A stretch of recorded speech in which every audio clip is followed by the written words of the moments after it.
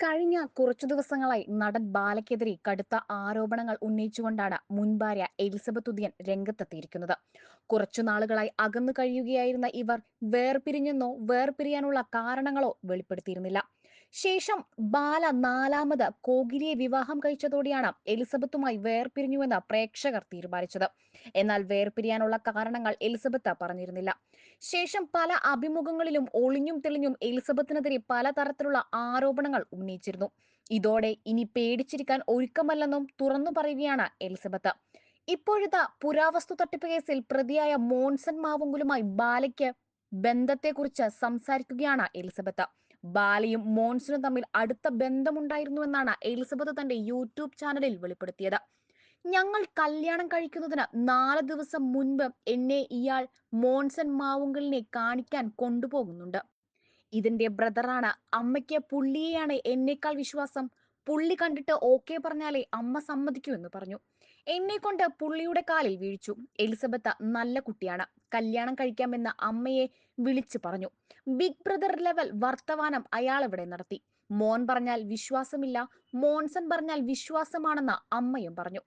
അവിടെ നിന്ന് ഒരു ചെയിൻ ഇയാളെ കൊണ്ട് എന്റെ കഴുത്തിൽ അണിയിച്ചു.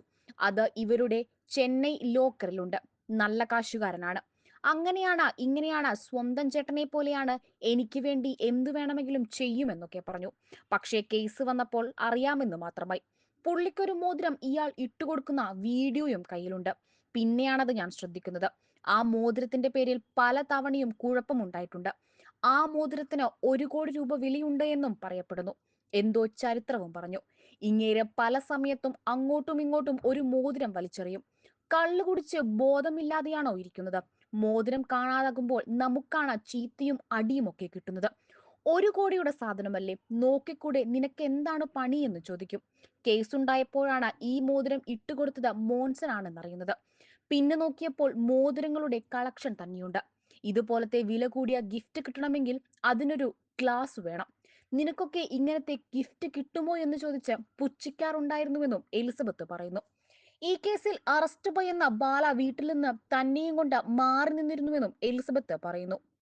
ബാല പല വീഡിയോകളിലും കോടികൾ വിലയുണ്ടെന്ന് പറയുന്ന വസ്തുക്കൾക്കൊന്നും അത്ര വിലയില്ലെന്നും ഇഷ്ടത്തിനനുസരിച്ച് കൂട്ടിപ്പറയുന്നതാണെന്നും എലിസബത്ത് പറയുന്നു.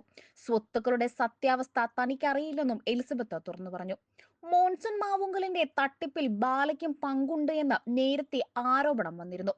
എലിസബത്തിന്റെ ആരോപണങ്ങൾക്ക് പിന്നാലെ പ്രതികരണവുമായി ബാലയും രംഗത്തു വന്നിരുന്നു. ആരോപണങ്ങൾ നിഷേധിക്കുന്നുവെന്നാണ് ബാല പറഞ്ഞത്.